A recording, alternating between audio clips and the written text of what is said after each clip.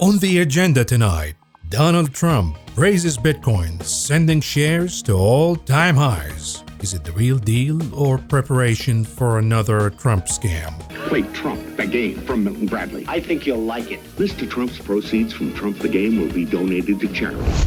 Technology stocks see the biggest outflows in history. Why are the insiders getting out while Wall Street managers and analysts keeping their clients in? But you and me, the brokers, we're taking home cold hard cash via commission, motherfucker. And Mama Cathie Wood issues a dire warning. Nvidia will face the same fate as Cisco did back at the end of the dot-com bubble.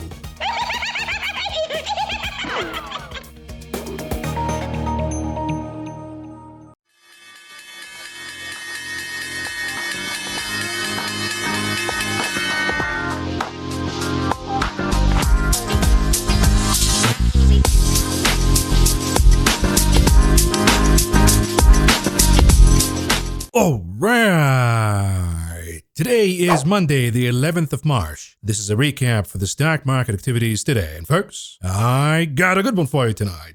And boy, do we have a lot to talk about or what. We begin with the Tulip Mania. Today, cryptos caught a major bid and Bitcoin reached all-time highs. And this time around, not thank you to BlackRock or the crypto bro. No. It's thank you to former President Donald Trump. What has he got to do with all of this? The headline reads, Bitcoin surges to record high. Is Donald Trump a new ally? ? Today he appeared on CNBC and in a nutshell he praised Bitcoin and cryptos and said that he's not going to crack down in Bitcoin or regulate cryptocurrencies.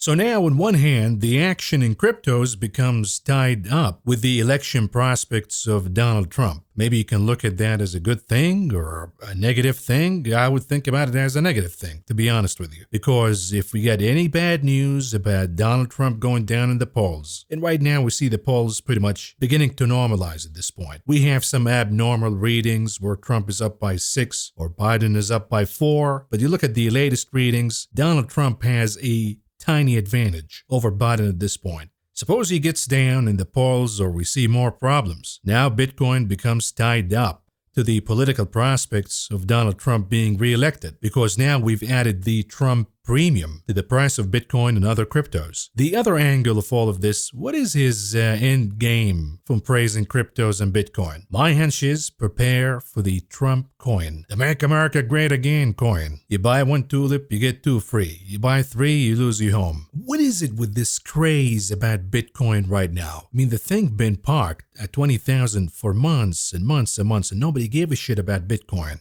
It was all about AI, all about Nvidia. Bitcoin was there. You've seen risk assets rallying since the second half of 23. Bitcoin was staying still, doing nothing at all. Nobody thought back then that, maybe since risk assets are going higher again and the Fed is about to surrender to inflation, maybe it is time to pick up Bitcoin and there is a lag and maybe Bitcoin will catch up with risk assets. None of that happened. Now that we're already at all-time highs in a short amount of time, just a few weeks, now everybody likes Bitcoin and they want to chase it. It's funny how things never change. Psychology remains the same. But of course, we got whales who've been accumulating shares of Bitcoin when it was at 20,000, 25,000, 30,000, when everybody hated Bitcoin. And those whales primarily are the folks at BlackRock. You really think they're going to let you win, or is this the end of the operation when they transfer the bags? They get the cash, they give you the bag. You got Barron's. They say Bitcoin soars to record high above 71,000. Why, the next target is 100,000. How come I never heard this article back when Bitcoin was trading at 28,000? That would have been really helpful back then. And by the way, this is the same Barron's who came out and this got viral in social media, at least in financial social media. We got the cover of Barron's magazine. And it reads, Bet on the bull. Stocks poised to keep rising thanks to strong economic growth. Wait till these bull horns get stuck up your ass and now you have a massive bag to hold. How could you balance yourself? This is the same Barron's, by the way, who called the top at pretty much before every crash. Still bullish before the dot-com crash. Down to 14,000 before the GFC crash. So maybe this is a marker of a top. Then you look at the health of the market. We know that it's really overconcentrated. This bubble is the most dangerous bubble because of the overconcentration and the huge valuations and the ramifications. What will happen when these valuations fluctuations normalized. We talked before about the technology sector price-to-sales ratio, exceeding the highs from 2020 and exceeding the highs from the peak of the dot-com bubble. This is the most expensive technology stocks have traded ever in history. And it's always good to remember that now when things crash, they take a long time to come back. If you look at the peak of the dot-com bubble, the SOX index, the chip index during the chip mania of the dot-com bubble, when chips came down crashing, they went down in a lost decade versus the S&P 500 for years to come. And even after all of the mania that we're seeing right now, the chip index has barely recovered its relative performance against the S&P 500 from the highs of the dot-com peak. In other words, when things go haywire and out of whack, the opportunity is elsewhere. In corners where folks are not chasing, in corners where we see less appreciation by the sentiment, at least for now. But it's not just the price-to-sales ratio when it comes to technology stocks that is out of whack. Even the forward price-to-earnings ratio is now reaching the highs from the first episode of the bubble in 2020 and 21. When we look at the market cap of the largest stocks relative to the 75th percentile of stocks, this is an illustration of the concentration that we see in the market right now. We haven't seen a market this concentrated since 1932, right before the Great Depression. Good times. And Citi suggests that bullish tech bets are the highest in 3 years as the market looks increasingly one-sided. So all of this happened before the $250 billion reversal last Friday in Nvidia, and we've seen technology stocks going down. You really think it's going to be that easy? Just put your blindfolds on and chase technology and chips, regardless of the valuation, and that's going to work out? And somehow when the bubble is over, they're going to announce to everybody, hey folks, the bubble is over now. We might want to take your profits and go home. We're going to send you some invitation cards to the end of the bubble. You think that's how it's going to work out? Because it doesn't work out this way. These things happen rapidly, fast, out of the blue when it's least expected. And then folks look back and say, we now know why this happened. But with all of this mania that we see right now, the delusional Fed chairman comes out and says that the Fed is not far from the point of cutting interest rates. We said this repeatedly, folks. Go back. This is playing out the same way as the GFC. Go back to 2007 when they began cutting rates. Look what happened. Sure, the market rallied for a little bit, but then inflation came back and the Fed had to do the 180 and raise rates again. At that point, the market knows, okay, the Fed screwed up. They're not in charge anymore, and this is a mess. We begin to see things getting out of control. And I think this is what the Fed will get us at this point, because they know what's going on in the market. They know what's going on in Bitcoin. They know what's going on in financial conditions easing by the most. But they dismiss all of that. They say it doesn't really matter. Inflation has no relationship at all with the manias that we see in the stock market and the bubbles that we see in cryptos. All of that is irrelevant to the inflation that we have, because the Fed secretly believes that inflation is still transitory. But someday when we look under the microscope and analyze why the Fed screwed up and caused financial ruins again, we'll look at headlines like this: Nvidia on the cusp of overtaking Apple as the second most valuable company in the world. Now, say what you want about Apple, but the company produces about $100 billion worth of net income, aka profit, per year. Nvidia, with all of this bubble and the overpricing and double ordering, with all of that, Nvidia's entire profit is just barely above $30 billion, a fraction of Apple's, and it's going to go down as they continue to lose the pricing power, as double ordering gets under control and we see more supply showing up by competitors. And that leads us, folks, to the commentary by Mama Cathie Wood, of all people, who came out and said that semiconductor stocks risk a correction. She said a few things about Nvidia that maybe you should be paying attention to. Wood said that shortages in GPUs that grew last year as artificial intelligence tools like ChatGPT gained popularity have now begun to ease. Lead times are coming down for GPUs and for Nvidia in particular, Wood said, from the 8 to 11 month range to about 3 to 4 months.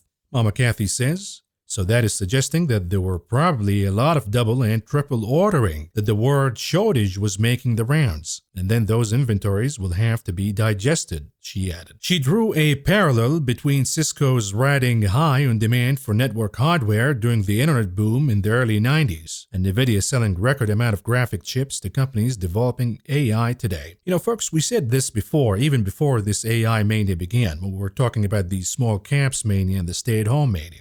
I said I remember back then during the dot-com bubble when everybody said that the internet is the future. And there is no internet without Cisco. So it doesn't matter what the valuation is. Everybody will have to buy Cisco equipment, otherwise they're not on the internet. And that's the future. Okay, fast forward a few decades later, we still have the internet. It was the future. It is the present, I guess, right now. Everything runs on the internet. But did we need Cisco to be on the internet? Or were there competitors and other products and things evolved a different way? Cisco is still a major company, still an important company, but nowhere near what it's been touted as back during the peak of the dot-com bubble. The same thing will happen here at Nvidia. Back to Mama Cathie, it is a similar technology moment in time, quote-unquote, Wood said. She recalled that Cisco stock soared by 31 times in the 3.5 years to March 1994, then tanked 51% over the next 4 months as recession fears and the release of rival offerings caused customers to cut back on orders. The stock rebounded to rise 71-fold by the peak of the internet bubble in March 2000, but then crashed about 90% over the next few years and has not come close to its dot-com highs since. Never recovered. Today, Nvidia is that company, Wood said. She highlighted that the microchip stock has jumped 117-fold in the 9 years since February 2015, and 23 times since October 2018 when the crypto winter hammered chip sales and sent Nvidia stock down 56% in 3 months. Now, I know what you're going to say. You're going to say, of course, Mama Cathie Wood is going to say all of this about Nvidia. She has a beef with it. Sour grapes. She missed out. She sold a little too early. Of course, she's going to be negative on Nvidia. Look, it doesn't matter what the personal beef is or sour grapes or not. Is what she's saying right now factual or not?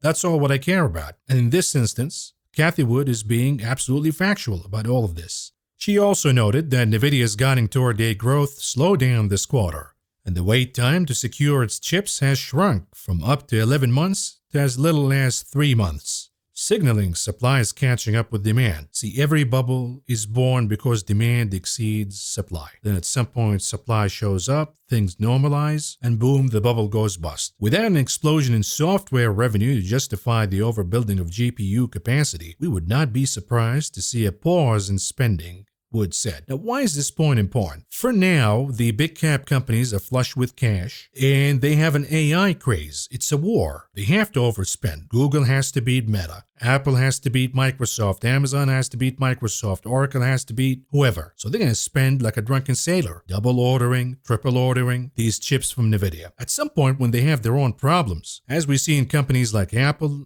and now we're hearing about that from Google and Meta soon enough, because Meta has one customer who's really keeping the company afloat. We'll talk about that perhaps not tomorrow, because tomorrow we have the CPI, but the day after tomorrow. When these companies begin to realize that they've overspent and they're not really going to translate that into revenue, at least not anytime soon, they begin to see a slowdown in their own organic revenue right now, we will end up with an oversupply of Nvidia chips, just like what we've seen with Teslas. Oversupply the market in 2020 and 21, and now you have a problem where prices are crashing and the margins of the company crashing with it. And the same thing will happen to Nvidia. A lot of these companies, believe it or not, will begin to sell their chips. They double, triple order. They have oversupply. They'll sell them at a loss, and Nvidia will be left with oversupply, loss of pricing power, and oh, by the way, now the competitors like AMD and the rest are beginning to show up. We're going to realize that the $30 billion in profits that Nvidia made last year is most likely not sustainable. And maybe the profits of the company will stabilize at around $15 billion, $16 billion, maybe $12 billion. In either case, the valuations will be cut dramatically from where the stock is trading at right now.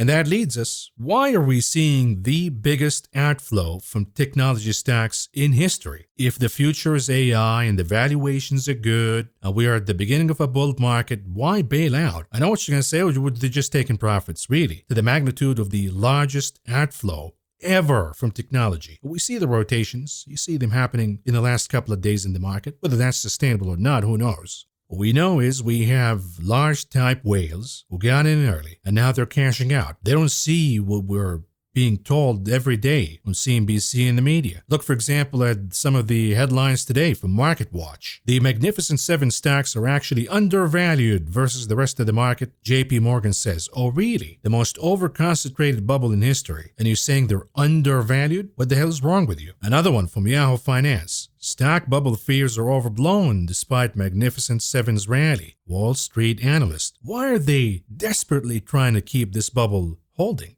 and they want to tell us that, yeah, everything's fine. Mag 7, they're okay. Valuations are good. Higher they go. But they're cashing out. Their clients, the big guys, are cashing out. Why are they buttering us to feel safe and secure that nothing is wrong here? Just stay the course. Time in the market beats timing the market. If that's true, then why are the big guys timing the market and producing the largest outflow out of technology stocks in history? Something to think about. The other thing you need to think about is the action that we got in Discord today, because we have to trade the market. We have to play with what we got right now. And this is what we do every day. And today I've been active. I've been buying stuff. I've been shorting stuff. And a lot of folks say, hey, Maverick, your morning briefs are all about trading options. I'm an investor. How come you never talk about investing? We actually talk about that, and we talked about a lot of these positions today. So let's go to the morning brief and see what's going on. Good morning. With the lack of macro data, market technicals and sentiment will take over. We will have to watch in the first couple of hours how the charts will shape and then decide whether we want to enter trades for the CPI or not. In the meantime, I have a few charts I'm watching, and I'm already taking decisions on some of them. We begin with WING Wingstop. Love the restaurant, by the way. Love the food. Probably going to order some Wingstop tonight. But the valuation of the company and the way the stock is behaving as an AI stock is absolutely absurd. That doesn't mean that you have to short the stock. But when you see signs that the bubble is beginning to pop, when you see huge volume showing up in the sell side, you gotta pay attention. And today I decided to take a shot at it. I'm adding this stock to my short portfolio. I'm borrowing the shares at today's price and hedging via March 15th call options. This is just in case if I get into it and by the end of the week we see a huge pop and we're back at it again. And that will be in evidence that I'm wrong at the timing, but no harm done because the call options will compensate me. If I need more hedging and go to April later on, but for now, we just need the calls for this week. Anyhow, I see a correction driving the stock back to its weekly trend line at around 280 to 300. I will make a decision whether to keep the short or not when we get there. Now, here's the chart that I gave you for Wingstop, a weekly chart. You can see that it's been out of whack for a while. This is nothing new, but we haven't seen really a sign of any reversal throughout this pop. We know that the RSI is overbought. We know that the MACD is overstretched. We know all of that. But last week, we might have seen a sign of weakness. I would say the first legitimate sign of weakness since the pop began in late October of last year. And I think the stock will go down to the trend line that you see in yellow, and then we'll see what happens. So I'm betting on a correction, but the options on Wingstop are not really properly priced, so I went with a classic short. Here's the update. We went down today. So far, so good. If we continue, then we're probably going to reach the target and the short will be profitable. Then we go back to the morning brief. GE, another parabolic stock. Also adding this stock to my short portfolio. I see a daily topping and a reversal candle. My correction target is around 140, 177. I'm hedging the position with April monthly call options. Now, the reason why I did not go with the options in this case, went with a classic short instead, is to avoid the decay, because this is an old school stock, at least was, until it began to trade like a meme stock, and I'm more comfortable holding a short with a precise cut loss target and a hedging strategy via call options, rather than buying the puts deep out of the money or closer to the money, overpaying for the options, and then have the problem of time and decay. Looking at the chart that I gave you, we see that we have an inverse hammer outside of the Bollinger Bands, topping candle awaiting confirmation. Well, here's the update today. We went down, retesting the lows of the candle before the reversal candle. And we have maybe the opposite of the reversal candle. Needless to say, you look at the indicators, the RSI, the MACD, they're all overbought. Once these kind of charts begin to lose momentum, it happens rapidly. We go down to the target fast. So I want to stick with this trade for a little while, give it time, even though it is more dangerous, more risky, I should say, than the Wingstop trade. And the reason is we continue to see flows into the stock. And we haven't seen serious selling yet. So I would say it is riskier than Wingstop or even Abercrombie, because some of you want to short that stock, and I mean short, which I might do really soon. In any case, we go back to the morning brief. RTX, this is for Raytheon. I see the consolidation in the daily chart leading to an energy release, and my bet is to the upside to close the gap at around 97. As I also see the daily MACD changing from bearish to bullish. I'm buying shares of RTX today and setting a stop loss at 90 even. Here's what I was talking about. This is the chart as it is right now because there is no major update in the chart. RTX daily chart, what do we see here? You see the consolidation range. If the chart wanted to go down, it had ample opportunity to do so, but it continues to hold. I think it's just gathering the energy to go all the way up and close the gap at around 97. You look at the daily MACD indicator. That's changing from bearish to bullish. And the bearish momentum happened under consolidation. Usually that's a bullish sign. That once the momentum changes, we see a breakout. Now I can't time it, so I'm not going to play it via options. I'd rather buy the shares for now, have a tight stop loss on it, and then sell covered calls if indeed it plays out and we see a breakout in RTX. Then we talked about GOOGL Google. I think the chart might have a little more juice to it if it wants to continue the oversold rebound. If the chart passes 135.66, I will buy the weekly 139 calls, betting on a formation of a cup and handle on the hourly chart. And of course, folks, when you read the morning briefs, it's not the Bible. Always play the devil's advocate. Always think about other scenarios you can play the same trade. For example, here we have a trader in Discord who said, I'm with you on RTX, but selling the 89 puts. Well, that works out the same way. It's a different strategy, betting that the stack will go higher. So that's brilliant by the trader here. Google, on the other hand, I think it's due for a swing up, so I'm going with a straddle. See, I went with a naked call. Trader here went with a straddle. To each his own. It works the same way. You look at the same information and you get different interpretations and different strategies to reach the same destination. Here's the chart that I gave you for Google in the morning. It appears as a cup and handle. Trade above 135.66. Take the shot to 138. We buy 138. Calls naked. Weekly expiration. In, out. Hello, goodbye. And here's the update for you. It played out beautifully. We closed above 138, but we don't need the trade anymore. At least I don't. I got into it with the intention of in, out, hello, goodbye. We closed the trade at around 7 a.m. in the morning. About half an hour into the tape. That's all you need. Half an hour, you're already up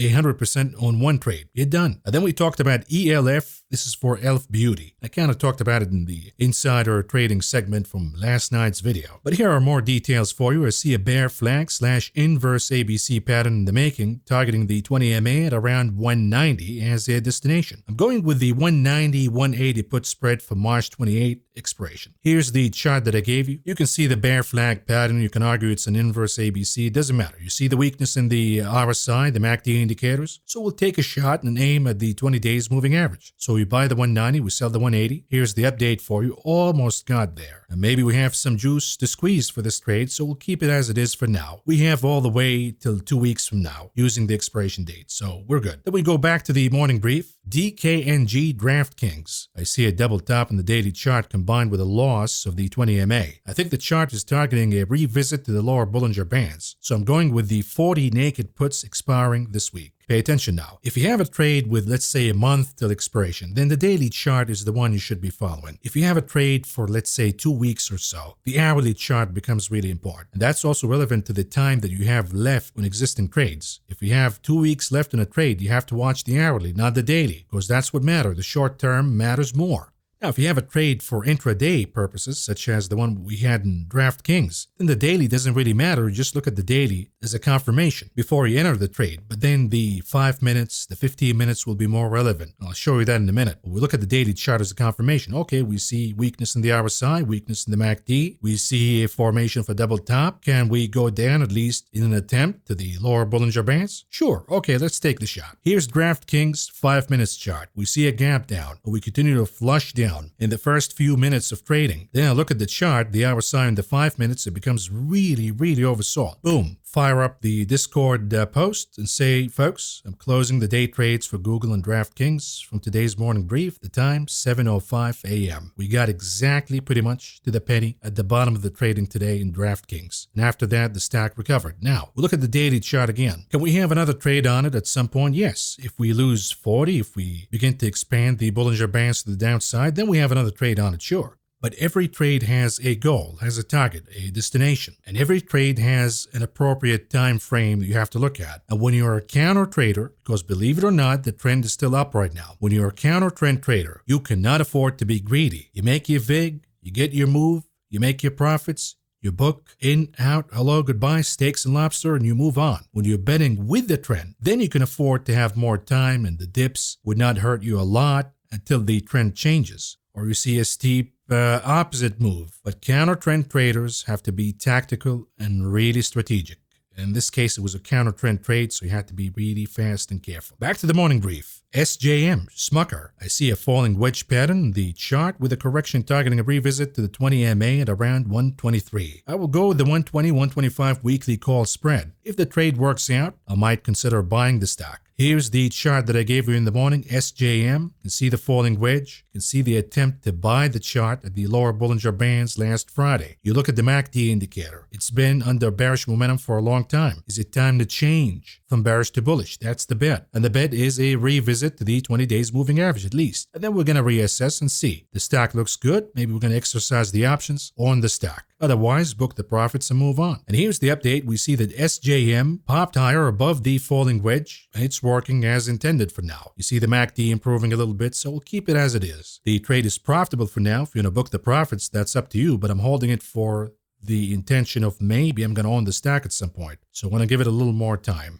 We were active, folks. Today I was active in closing some trades that we got before because we have the expiration date coming soon. So you got to make a decision really quickly here before you face the decay. So at around 7 a.m., I said, folks, I'm closing my ARM 130 naked puts and AMD 190 calendar puts now naked, because the 190 that we sold for last week expired worthless. Both trades for ARM and AMD were for the expiration date of March 15th. I'm closing them for a triple digits gain apiece. I'm not instructing anyone on how to manage their trades, just sharing my decision. A summary of all recent trades will be issued on Options Tracker channel. Now a reminder, the ARM trade was issued on March 1st. We covered a trade that somebody did, the 130 puts, and I decided to follow the next day. And then we averaged down. As we see in ARM going higher, we've averaged down a few times. So the entry cost was under $300. That is $3 a piece. Well, since then, since the trade was initiated, ARM went down until the closing of this trade by about 13% or so. And here's the trade upon the close. You can see the timestamp. I left that at around 7:06 a.m. The trade was trading at about $1,000 a contract. That is $10 a piece. So we flipped a trade that we entered with $250, $260 a piece to $1,000 a piece. That's a decent profit. Even though we might see SoftBank dumping ARM tomorrow. Tomorrow would be the day when they can sell shares of ARM. But I'm satisfied with the gains. Why be too greedy? The expiration date is coming really soon, and the decay will hit us if we have any move to the upside at this point. Then the trade for AMD, where did that come from? March 4th. I made a post and I said I'm starting to like this trade. AMD 190 calendar put spread. Buy next week, sell this week.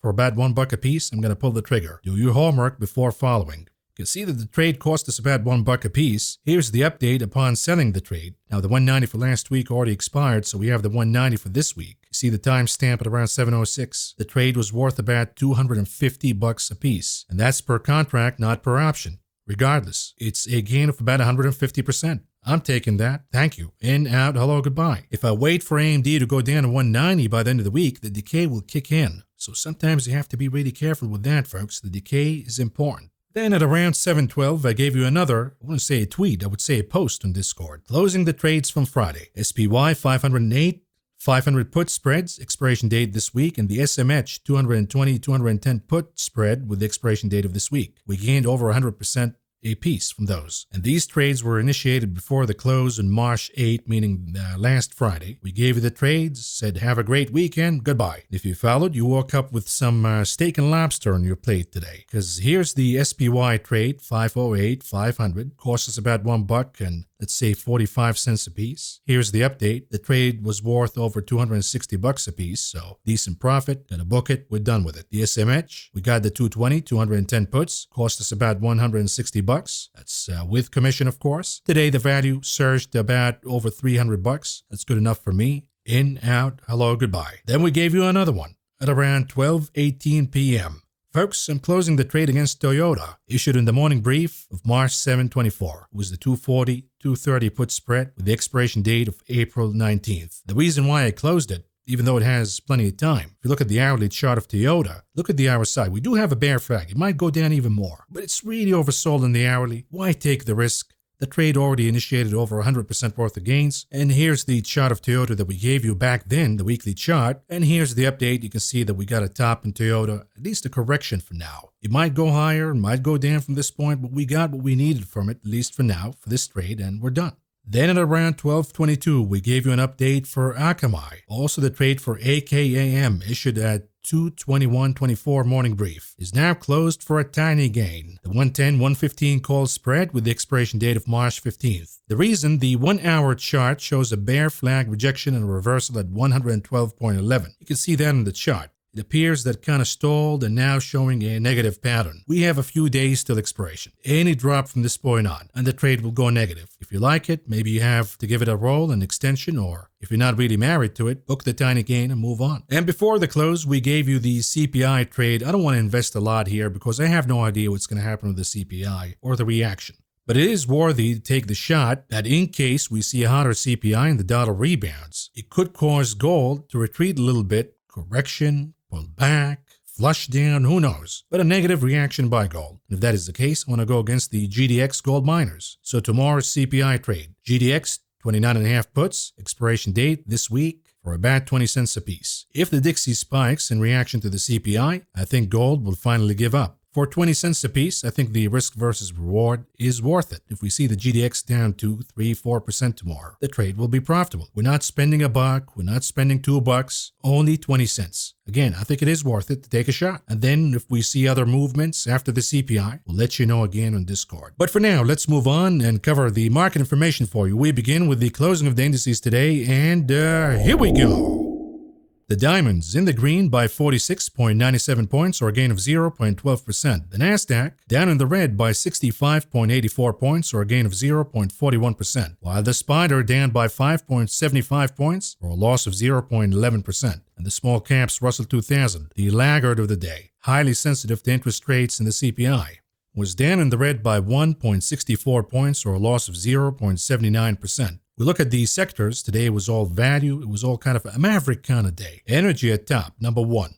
Followed by defensives at number 2. Then materials at number 3. Technology comes at the bottom again. Maybe we see some oversold in technology and we see a rebound because of Oracle after hours today. But then we have the CPI. So the dynamics tomorrow would be Oracle versus CPI. How is it going to play out? Then we look at the breadth. We're still close to neutral, slightly negative in the Nasdaq, but not by much. The NYSE 49% advancing versus 49% declining. The Nasdaq 40% advancing versus 56% declining. So the market maker wants a neutral stance before the CPI, which means that they're readying for a big move tomorrow, up or down, depending on the data. They're just clearing the way by staying neutral before an important event. Moving on to commodities, not a lot of action in crude oil, be it Brent or WTI, flattish for the day, just some modest gains. But we've seen some action in natural gas, down about 3% for the day. What's up with the Henry Hub here? Here's the 2 hours chart. If we trade above 1.819 basis points, we're bullish again. The bulls have the advantage. If we lose 1.730 basis points, the nat gas bears will regain the advantage. So please be mindful of that. If you want to trade an energy commodity and you're bullish on it, maybe you're better off going with the gasoline RBOB, which was up by about 2.25% today. If we look at the chart of the RBOB weekly chart, maybe we're seeing a cup and handle pattern. Maybe we'll see pricing moving higher again, back to the 3, more than 3, because interest rate cuts are usually bullish for energy. This is why we see energy having spikes in late cycle, as we've seen in 2008 and the beginning of the cycle, right after the crash in 2009.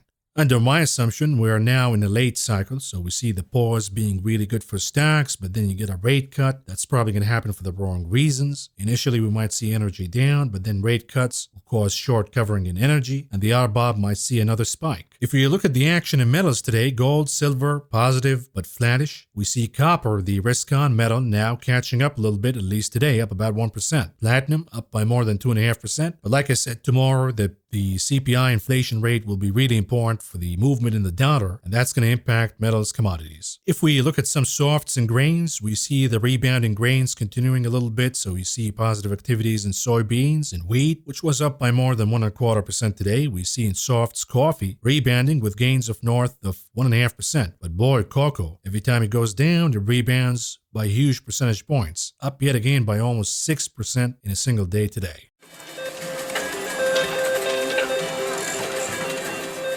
Moving on to the big casino, the options market, what do we see here? Notably, the volume is down across the board. The tables were slow today. No action in the casino. But of course, if we begin to recover and find some footing and we see technology and chips coming back, you'll see the volume also coming back. Because the bettors, the gamblers, the traders have a bias to the upside. They don't like to trade to the downside. So any day we see a correction or a move down, you see the volume going down. With that being said, Tesla remains the number 1, Nvidia number 2, then Apple in number 3, with a touch under 1 million contracts traded today. We still see the calls overwhelming the puts for the most part. Few exceptions here and there, beginning with Boeing.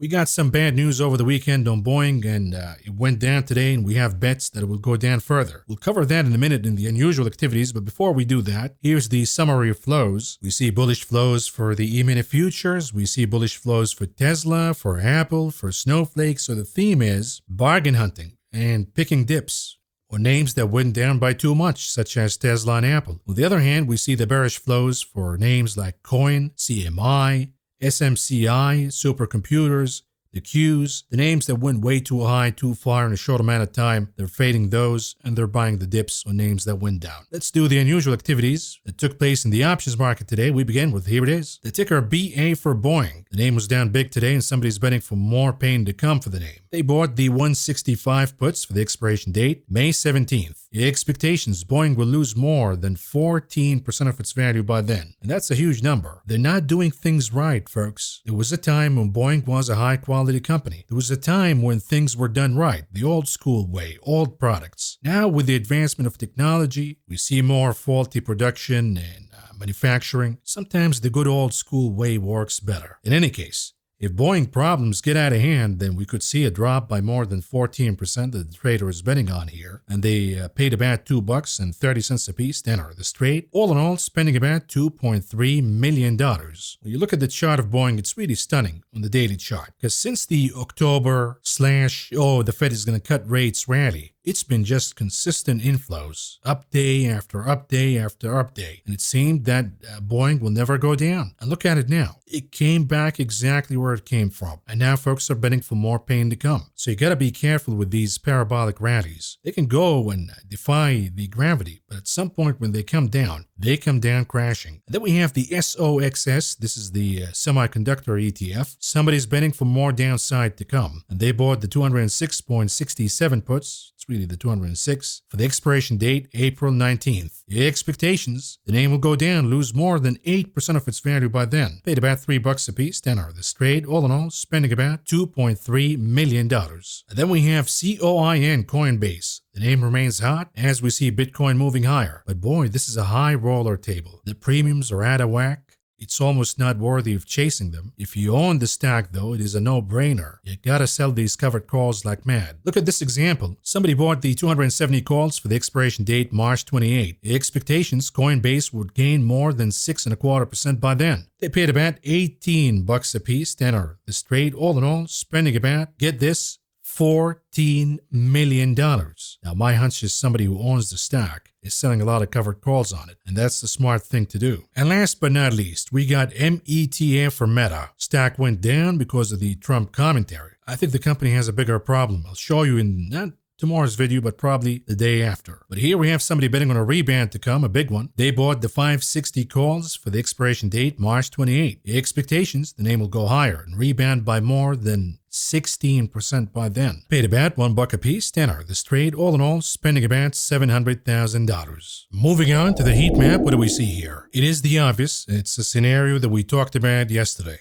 And it is also an illustration of why it's really hard to short the indices. Today we see some of the chip names, the big ones at least, like Nvidia, AMD, Taiwan, all down in the red big time. And that's a drag on the index. And then you have Amazon down about 2%. You have Meta down almost 4.5%. Then you have the Ozempic mania with Eli Lilly down a little over 3.5%. NVO down a little over 1.25%. Okay, so we have few big names that are down, and that's going to add pressure on the indices. But it wasn't down nearly as you would have anticipated looking at Meta down about 4.5% or Nvidia down about 2%. And the reason is we have other corners that are working. Some of them within the mega cap technology stocks. Some of them within the chip sector. For example, Intel was up about 2% for the day. And then you got Google up about 2%. You got Apple rebounding by about 1.25%. You have some of the software names going up, like Oracle and Adobe. You have Tesla trading higher today. You have energy stocks doing pretty good. You have the staples, the defensives doing pretty good. Gold miners, some of the names in healthcare like Pfizer and UNH. You add it all together. The names that went higher muffed the shot that we got from the names that went down. And the question now becomes,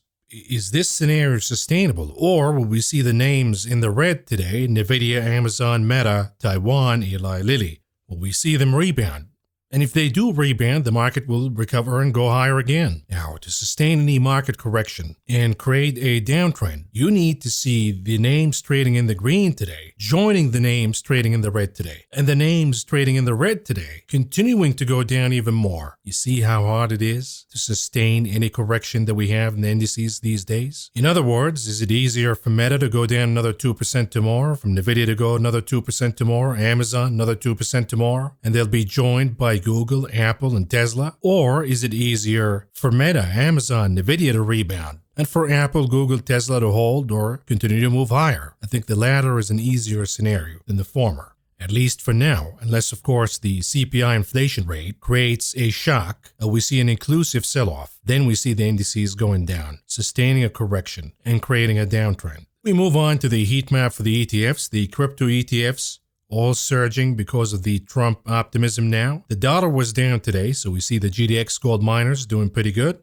Although the GLD, the spot price ETF, was kind of flattish, so maybe gold is peaking here. But with the dollar going down, we see Chinese equities, technology FXI, and CHI all moving higher. Then you look at the US ETFs, we see that value was the outperformer, and this is why we say it's a maverick kind of day. Why we see large cap growth, mid caps, and small caps down. Why did we see large cap growth trading in the red? Well, you look at the SMH, that's Nvidia, that's down about a little over 1.75%. Then you look at the XLK, down fractionally. So the majority of the losses in large cap growth came from Nvidia, going down 2%. If Nvidia rebounds, problem solved. And by the way, we'll look at the chart in a minute. But we also have the IWM small caps trading in the red today. Gee, what was that coming from? Maybe it was from the KRE. KRE was down about 0.5 percentage point. But again, the obvious is the XBI biotech, that was down a little over 2%, and that was a drag on the small caps, the IWM. While we haven't seen a major move in the bond market today, the TLT was flattish. We see that the IYR, that's real estate, the XHP, that is home builders, and the KRE regional banks. These are the risk-on yield-sensitive ETFs. They were in the red. Then you have utilities and the XLP, high dividend, the risk-off yield-sensitive ETFs trading higher. So today it was a defensive formation. And then we'll look at energy, the XLE, XOP, OIH, all doing pretty good. So energy remains a secular theme, regardless of what goes on in the market day in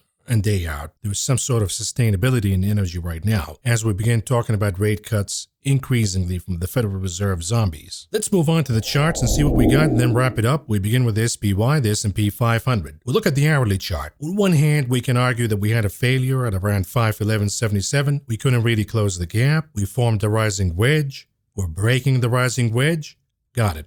On the other hand, you can look at the MACD indicator. You can spot that the momentum is bottoming on the bearish side and readying to move from bearish to bullish. In other words, that can make a case for either the bullish or the bearish side. What will be the deciding factor, though? I think it's going to be the CPI. The movement of the bond market and the dollar in the aftermath of the CPI. I think if we see a spike in the inflation rate and the dollar and yields go higher, then the rising wedge will play out and favor the bears. If we see that inflation CPI is in line or cooler and we see a drop in bond yields and the dollar, I think that the momentum in the MACD will be supreme. We will see the formation and the change from bearish to bullish. Because when we look at the daily chart for the SPY, we can use a trend line for both support and resistance. We can find that the channel is narrowing. In other words, maybe forming a rising wedge in the greater picture. Got it. But then you get rid of that. You look at the moving averages and the Bollinger Bands. All what we got is a little bit of resistance from the upper Bollinger Bands. We haven't even broken the 20 days moving average, so for now, we don't see any tangible damage in the chart. You look at the E-mini futures and hourly chart, what do we see here? Talked about the bearish engulfing, and it got us down the retest of the prior resistance at around 5,170.25. It appears that we caught a rebound, at least for now. Trading above 52.18 will be a bullish confirmation. Trading below 5,070.25 again will be a bearish confirmation. You look at the Qs, the NASDAQ hourly chart, we can make the same argument. I can look at this and say that this is a bear flag pattern. Sooner than later, we lose 435 and down we go. I can make an argument for a head and shoulder, by the way. I'm not drawing it right now, but you can see it for your own eyes. It's not really hard to see. Then I can make the opposite argument that by looking at the MACD indicator, the bearish momentum is bottoming, so we see stability in the chart, consolidation. We're about to reverse from bearish to bullish. And usually these kind of reversals happen via gap higher. In other words, it's really up again to the CPI. CPI, if we come out cool and we see the dollar and yields going down, no doubt in my mind, we're going to see a gap higher tomorrow in the Qs. And the recovery will be led by Nvidia. If we see an ugly CPI reading, then this bear flag is going to play out. We pierce below 435, but we're going to have a layer of support between, let's say, 432.83 all the way to 435. So it needs to be a big, strong flush down to pierce through all of that support and lead us down to 429.85. And then we're going to see significant damage in the chart. We can talk about it if that happens. Because for now, if you look at the daily chart for the Qs, all what we've done today is a retest of the 20 days moving average, and that's all there is. Haven't broken it, haven't gotten a rebound from it, so we cannot jump into conclusions based on the action from today. Look at the NASDAQ futures daily chart, not seeing any damage here. We went down, we haven't even lost support at 18,121.5. We're hugging the trend line for now. We can argue that we have a bear flag pattern, sure, but we haven't formalized that yet. If you look at the small cap IWM daily chart, what do we see here? Got to the top of the Bollinger Bands, now we're pulled back, but any damage on the daily chart? No. We haven't lost the 20 days moving average. But you zoom into the hourly chart, we see a bear flag followed by yet another bear flag.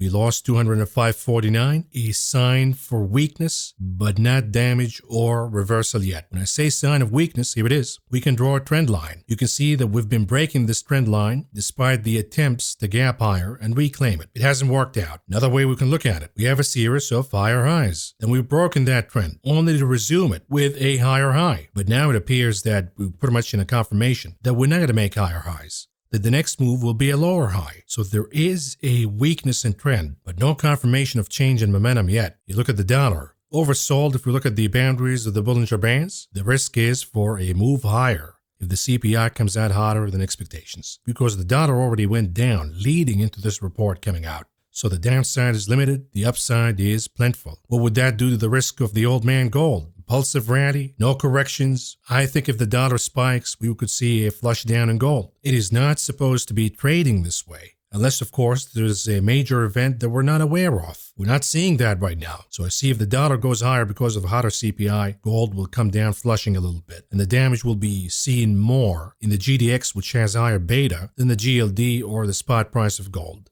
For now, trading outside of the boundaries of the Bollinger Bands repeatedly, and I've been saying, maybe it is time to take a lotto on it for a pullback. Hasn't happened yet, but now we have the stronger case that if it's going to happen, it's probably going to happen in the aftermath of the CPI, or it's not going to happen. So this is the best shot for the GDX to get a correction based on the CPI and a recovery in the dollar. Same goes for the SLV silver. Impulsive in a short amount of time, not supposed to be trading that way, got it. Maybe forming a rising wedge. The risk is for the dollar to recover and for these assets, gold, silver, to do a correction. We do Exxon instead of gold, daily chart, what do we see here? Closing above 108.27, expanding the Bollinger Bands to the upside. All of these are bullish indicators that Exxon might be on the way to challenge 113.97, let's call it 114. I don't think it's going to make it in one shot though. I think that the upper Bollinger Bands will be too tough to beat, and it will force Exxon to do some consolidation, if not a correction, before it continues to move higher. Then we'll look at the refiners ETF crack, and this is for the weekly chart. We're above the sloping line. We have a bullish breakout out of a double bottom, forming a bull flag pattern right now in consolidation, awaiting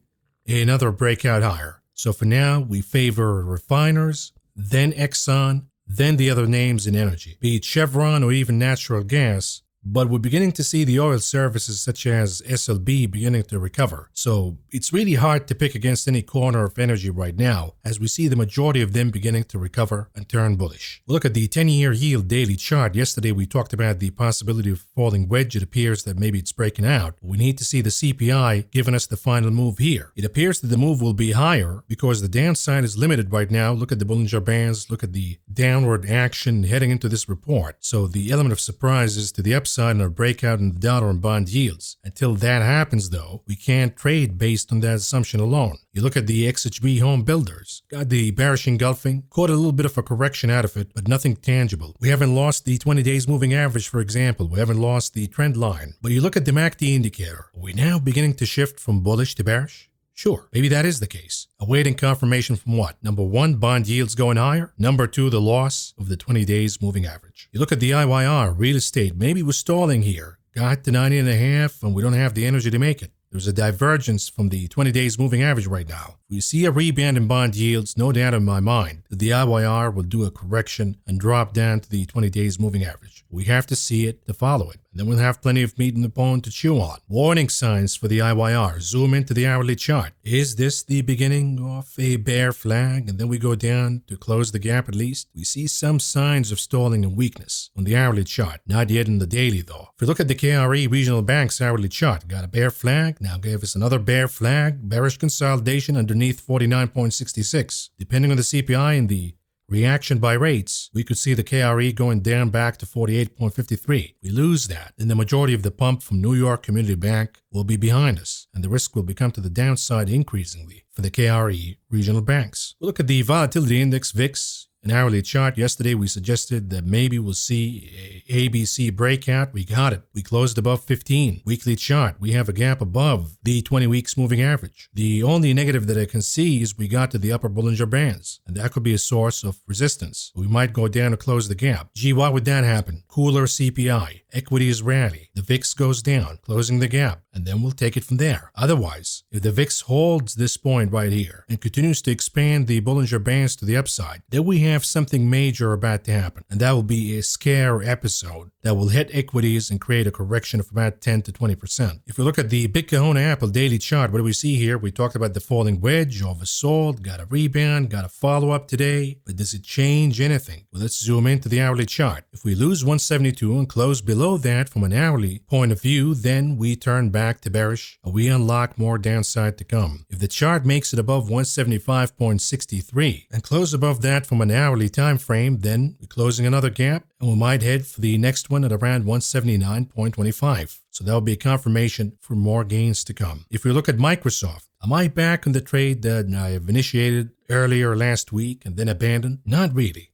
There is a case though. If we lose 403.45, then we lose 400.44, then we have a confirmation of a head and shoulder pattern, and then the trade will be on track. Now Amazon may be back on track because if you recall, we bought a put spread based on the assumption that Amazon lost 173.60. Then we got a pump, forming yet another head and shoulder. That failed. Now we went down losing 173.60. Not only that, but losing 172.5, forming a bear flag pattern. So the trade against Amazon should be back on the table again, with the assumption of closing the gap below. We'll look at Tesla hourly chart. Any update? Not really. We're still within range, 175 support, 180 resistance. There was an attempt to crack above the 180 resistance today, and it was met with failure. We need to see a decisive closing before we make a decision. Above resistance, we go long. Below support, we go short again. But here's perhaps the most important chart for Nvidia. The hourly chart was weaker today, lost 860, but is it time to double down or short Nvidia? You gotta be careful because we can make an argument that this is a falling wedge pattern and Nvidia will break out higher tomorrow. Playing the devil's advocate, we need to see more damage in Nvidia before we say for sure that okay, it lost momentum, it topped, now it's going to go down in a correction.